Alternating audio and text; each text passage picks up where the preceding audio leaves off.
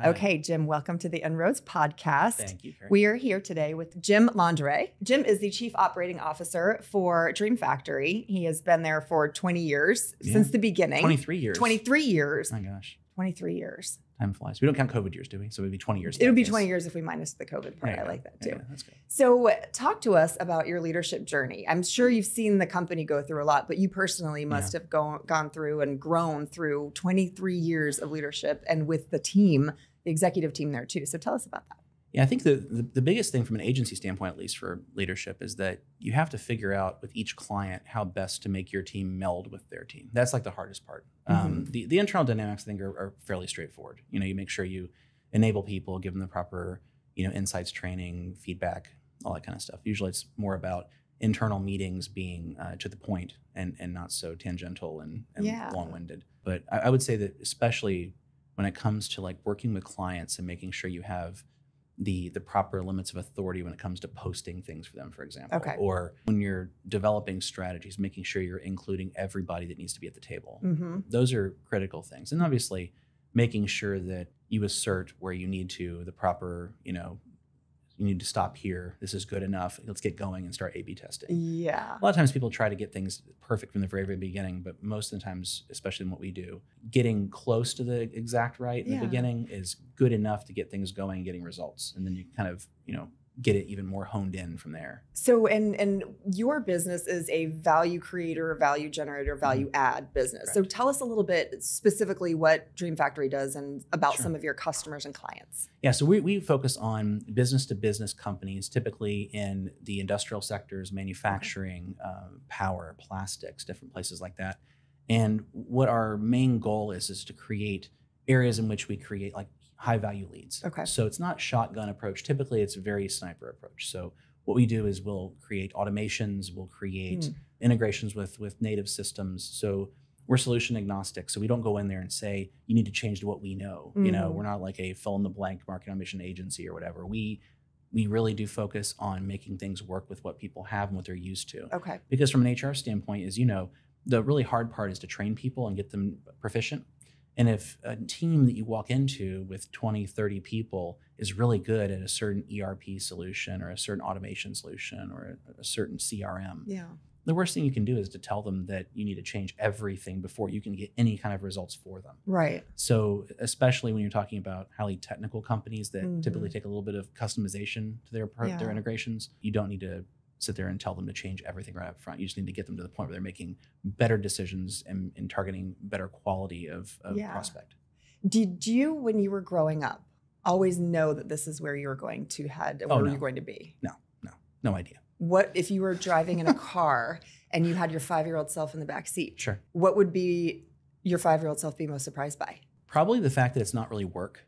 Like when you're young, you always think that when you see your parents going off to work, that they have to really a lot of times, like my parents didn't come back home upset. Both my parents started out as teachers and they loved their jobs. Yeah. My dad moved up into administration and he loved that too. And the fact is, like when you see positive examples, I think growing up, you want to make sure that you at the very least match that level of enthusiasm in your career. And I think even at a young age, even at age 5, I knew my parents were doing good things and that they love what they did. Yeah. And so growing up, I wanted to make sure I kind of matched that in the sense that I was going to a place that I liked to go to, that I enjoyed what I did, and that I did something that was fulfilling and also helped other people. So this checks all the boxes for sure. And so I imagine being at the very, very forefront of developing your team culture. Yeah. You wanted to infuse that across the team and the dynamics. So how the team works together and the type of environment that you created. I think too on the front end, it's initial interview and impression is so important to us. You have to find people who want to learn first and foremost, but more importantly, have a good core. That they really, when they get into a room with a client, you can trust them to have the right instincts to see through, just maybe what someone's saying, what they want you to think, but you can see what the behind the scenes is right away. It makes such a huge difference when you have people who are just highly intelligent and really know just in kind of intuitively what's happening. They have an emotional intelligence agility in that way. Exactly. And they're able to make those judgment calls and those decisions in a way that, like you said, it's an extension of trust that you have in them. It's not just an extension of the brand. Right. It's an extension of who you are. It is a huge part of it is the trust, right? Yeah. So when you have team members that walk into a client meeting and they meet a client for the first time, typically a president of a company is dealing with hundreds of people on a daily basis, right? It's production, it's HR, it's, the people in the accounting department.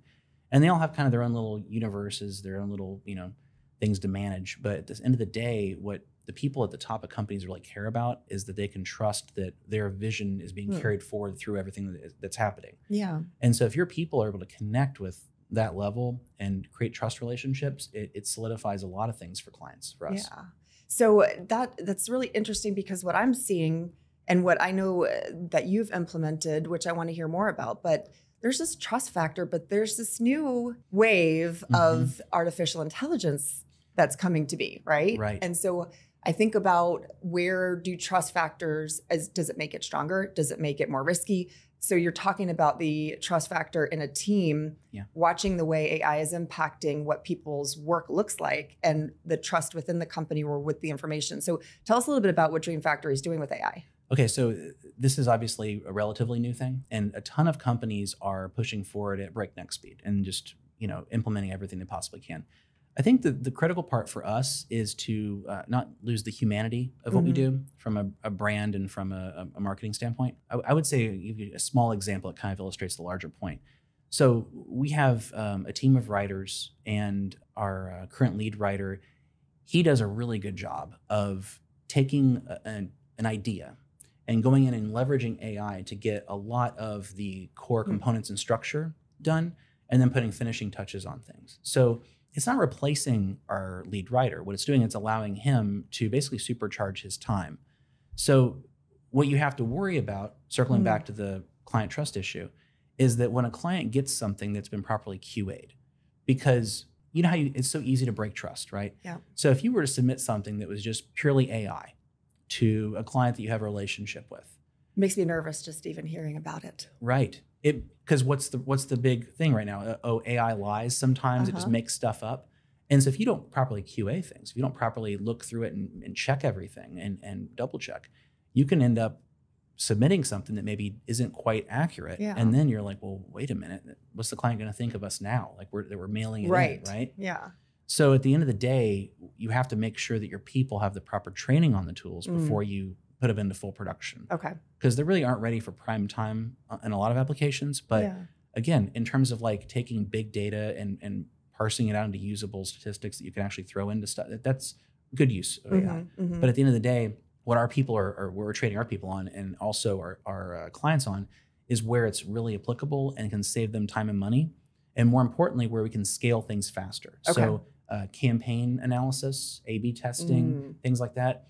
AI is wonderful for that stuff. In fact, Google has a lot of kind of native programs that they've been for machine learning, which is also in many ways kind of synonymous for people in most markets. They really can't see the difference between the two. Yeah. And we don't really go on that because it's a long-winded thing, but not to get too nerdy. No, but at the end of the day, what we care about is making sure that we give people better results. And as long as AI is doing that, then and it's fully disclosed so everyone knows kind of where we're using it, then I think it's wonderful. So you're seeing, from what I'm hearing you share, you're seeing an uptick in productivity and the ability to get more work done faster because of the processes and the decisions that you're able to make utilizing the systems. Correct. Without bias. So the biggest issue is like a lot of times humans will come in, and I'll give you this is the classic thing. So you'll run a campaign, you'll have a landing page, right? And the landing page will talk about all the same things the ads did, right? And then you'll make this beautiful landing page, great graphics, the whole thing. And then you'll A/B test it against a boxy, kind of looks like a first year graphics student put it together with a lot of very sharp corners and basic text. Yeah. And then you look at the performance. And invariably, the one that looks the worst performs the best. And it just drives you crazy. Yeah. And you're like, why is this? Like, why do we put all this time into making things look great sometimes on landing pages when the one that actually converts the highest level and at the end actually converts more clients is the one that looks, poor. It's the weirdest thing in the world. But again, AI will look at that and will say, this one's better. And at the end of the day, what are you really paid to do? You're paid to right. produce. And on the front end, it doesn't mean that you have to make your brand, your main websites, your main core stuff look like it's made by a first-year graphics student. Yeah. But at the end of the day, when you're talking about very focused campaigns and you get, 5, 6, 7 steps down the line, sometimes, making things just work is a better choice. So even coming in with a 23-year reputation, you having all of the experience with some pretty heavy hitting logos, right? Right. You come in, you would normally guide and advise. You would say, this is based on our expertise, experience, all the things that we've seen in the world. That is still subjective. Yeah. The AI helps the decisions happen faster because it's adding a layer of objectivity to it. Correct. That either supports and underscores what you are suggesting or provides a new avenue that they may not have thought of yet, right? And so... Exactly right. And a lot of times, this is a really key important point. Like as a marketing agency, when you're hired on, especially in the front end, like the first 6 months of a relationship, you have a tendency, just human nature, to try and please clients, right? But you have to have, in every single case, honesty when it comes to, if a bad idea comes to the forefront, you're able to test it and say it's a bad idea. No matter how much the native bias is within the company, you have to tell them not to go that direction. Yeah. And AI gives us more data, more processing capability to prove what is right and what's best. So it seems like it can be applied in many aspects. So this is one way to create lift in a role where you have time to generate revenue that's reduced. So obviously you can either become more profitable or work faster. Right. Maybe your employee count might change based on how you're able to layer in the AI involvement. Where else in the organization, from a human capital standpoint, would you see AI being beneficial? From our business model standpoint, I would say the easiest thing is from a freelancer standpoint, because we have a ton of specialists that we work with they'll come in, here and there in little small bits because they're really good at a very concentrated area of expertise. But at the end of the day, the AI for us, it comes down to, does it allow us to get higher quality product? And does it allow us to shorten the distance between the identification of the need and the delivery of the solution? So if those things are able to be done, and we can do that through in-house, or a lot of times through somebody who we can, license on for a project or something, then it makes things so much easier. And at the end of the day, too, it's all about, again, not being biased towards one or another solution. Right. So you have this thought, like I will tell you, if I went back in time, like 15 years, and told Jim, you need to really look at changing your process, I would listen to myself, because I'm coming from having gone through it already, right?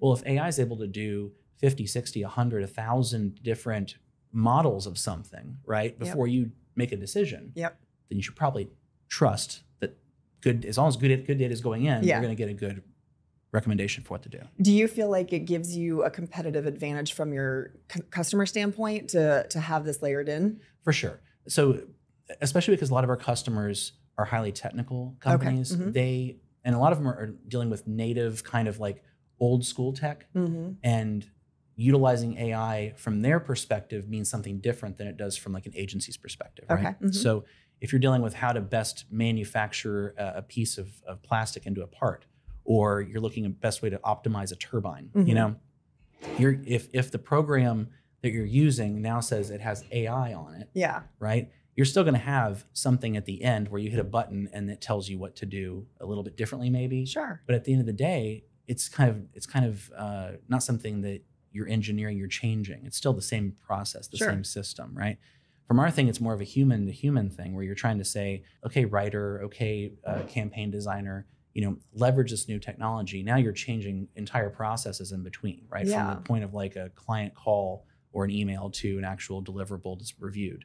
So it's way different for us than it is for a lot of places. I think most companies that we deal with as clients, they're going to have AI built into things, where it's almost like they will have very little input into how the data is being processed behind the scenes, because that's going to be more of like an OEM level integration. So what's interesting, your example about the manufacturing versus what you do, I envision a lot of what you do to be creative. Right. The manufacturing is very linear. That's a linear example, which I can see it applying there. It seems like when you're taking something that's more creative, there's judgment calls to it. There's that own personal input to the product outcome. So I'm thinking, for example, Keri Laine Executive Solutions, we will look and assess a deal, and if it's either M&A or a company is looking to raise capital or an investor is looking to put capital into an organization, it's a judgment decision. And the AI aspect of that decision can help accelerate that decision, right? It can help ensure that there is not as much subjectivity to the decision so that you're not arguing as much or debating about around the deal table. Removing biases, right? But I think if I'm putting myself in an investor's shoes, it is a judgment call, and I have to feel extremely secure with that judgment call. And that the adaptation to believing in AI and validating, trusting the reliability of it, it's interesting because the creative piece of what you're saying is it still works. It does. And the crazy thing is a lot of times intuition comes into play and is supercharged by AI instead of being replaced by AI right now. So that's the big difference. Okay. And I would say on the M&A side, especially, like if you're looking at some sort of new acquisition, with publicly available data, I can see where the high-end level on that would be able to integrate AI and get historical data from all the different SEC filings in the past and say, what have been the common things we look for in a successful potential acquisition?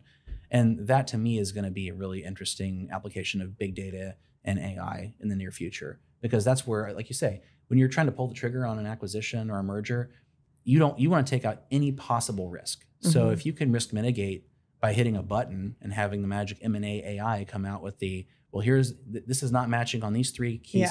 If you can mitigate these three things, then we can rerun the scenario and see if it's more advantageous. Sure. And in some of those cases, those things are going to be, like you say, it's usually replacement of people, right? So you get like, there's 2 accounting firms. Well, what do? You only have 1 accounting firm at the end of the day, right? So you can save money there. But on the people side, you can see very quickly with like, okay, we had more people in this department versus less people in this department with other similar acquisitions. So I think that a lot of this is going to come down to big data we've had for a long time being utilized in a more effective manner. I think that's going to be a big thing. I think that's where we get a huge benefit because there's so much turnover in campaign design. We're always doing changes all the time, trying to improve things, and it doesn't matter what type of outlet. It could be anything, mass communication media, digital media, it doesn't matter. We're always trying to improve. And so at the end of the day, if we miss, it won't be based upon data and AI. It'll be based upon just the fact that sometimes things don't hit. But we still aim small, miss small, right? So at the end of the day, you want to try some things to make sure you get a better result all the time. How do your employees feel about the utilization of AI? Do they feel like it's a threat or a concern to them? It's kind of interesting. So my initial thought when I first saw a couple of different AI programs that we use was, wow, this will allow us to do way more work, a lot more effectively, have more work come out of the same billable hour. Right? And we'll be able to produce better results for our clients. When I took that perception to a few of our team members, it went in one ear and out the other. Because there is kind of an initial like shock and awe to some of these softwares. But once you realize that as an agency, you're always looking to grow. You're always trying to find a way to gain more billable hours and get many more clients. And so what you're trying to do is you're trying to find a way to create value. And if you can create value through, instead of having, let's say, 5 blogs per month being produced for someone, now they can get 50. You can dominate with that technology. And so I don't see why that would ever be a problem from an owner of an agency standpoint. But I can see where if you're a writer, you would worry, But at the same time, that increases their value. Because if they're really, really good at leveraging the AI, they can become more like the hub in a wheel versus a spoke. And so that's where I think the changing of the perception allows a lot of people who really understand the stuff and have talent for writing, as a specific example. This could be a huge plus to their professional lives. I almost wonder if it takes the parts that they love about what they do and it accelerates and accentuates those pieces, because the rest of it is being handled. So they actually are tapping into their passion in a way a little bit more. So it's really interesting. Yeah, I think a lot of times you think about like, as I always love talking about writers, because writers, it's an easy one to kind of equate to AI technology changing the world. But I love the fact that when you get a nice little hook or something clever, a play on words, an alliteration or whatever, that stuff is not being kicked out by AI right now. And that's the part that makes writers kind of clever and fun. But the stuff of like, give me a top 10 list of the most important, widgets for the fill in the blank industry or whatever that's in 2023, like that kind of a blog is easy for AI to write 90% of. But making it clever in the beginning, adding the right pictures to it, stuff like that. Even though there are AI picture creators now, usually those don't create pictures that you look at and think that looks natural. Right. Usually it's something that looks like it's made in a computer. Right. You know, and so you have to be really good at that too. So anyway, I digress. The point is, I think it's a huge opportunity for most people in the marketing field, especially if you know how to leverage it, it gives you a huge plus over a competitor. And there are technical aspects to it, and then there are the subjective or the more talent required. There's always going to have to be some part human, some part machine that tie into whether it's marketing, whether it's M&A, whether it's human resources. We see it where we're able to work with the due diligence piece and have the complex legal contract, the size and scope of the deal, a lot of the financials, a lot of the work that needs to go in the data room, all of that can be assessed, generated, and put through an AI process. But you still have to have the human element to be able to say, okay, here's what you need to do with the information. Here's how you take a plan and create a succession plan around leaders of this org structure that this AI is recommending we do, because it's canvassed 100 other companies that are your size scope. And then it's also created models looking at where's your company going to be in 2-3 years. And it's built almost like a gap org chart. You still have to have the human touch and human element to be able to come in and say, how do you implement that? How do you find and go recruit the people? How do you onboard and assimilate them? So AI takes away the time and the accelerates the speed to those decisions, but you still need extra guidance and support. And that's what I'm hearing you say too with the writers and the talent. It can do a lot of the writing, but they still need to have their flair, their touch to make it their actual product in the end. Yeah, and understand the brand you're writing for. Because there's always a brand voice. And at the end of the day, you want to make sure that every single brand is represented correctly and doesn't sound like a totally different company because AI wrote it. Yeah, exactly. Yeah, you don't want it to sound like that at all. Right. So where do you see your future and Dream Factory, aside from AI, what's next for you? I think the biggest thing is markets are changing really fast after COVID. Yeah. So a lot of different, like you were talking about M&A before we started on the podcast. When you look at the M&A world, a lot of things come down to consolidation. So when you're in a high inflationary environment, we have a lot of acquisitions going on where, you know, companies are trying to find a way to get into new markets with partnerships and acquisitions. So what we're trying to do is do a better job of kind of leveraging what we do for our clients as well. Okay. We're kind of like the guinea pigs.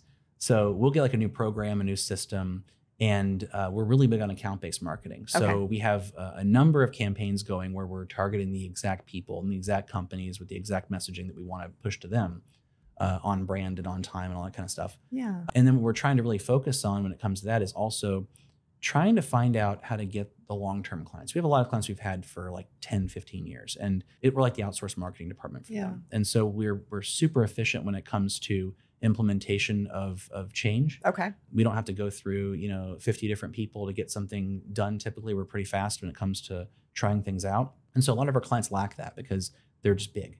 And they have a few people in marketing that are really capable, but again, they already have jobs. Yeah. And so the hardest part whenever you're an agency walking through the door is saying, hey, we're, the change agents. And everyone's like, oh God, here it comes again, And what am I going to have to do now? Yeah. I'm already working 12 hours a day, only getting paid for 8. Yeah. Like there's a lot of that going on right now. And so we're trying to find companies where we can alleviate the pressure and give them a ton more capabilities and focus. And that's really the fun of what we do. On the side of other tech besides AI, I think it's really interesting when companies change. Typically, there's always a fight on the tech stack side of like, what are we going to go with? Who's changing what? And so being in the room for that and talking about where the advantages are to going one way or the other is also a place that we add a lot of value. So that's another place that we're starting to kind of productize a little bit and have some offerings for people for that. So you talked a little bit about the future and how COVID changed the way businesses have operated, right? Talked about consolidation, a lot of change management.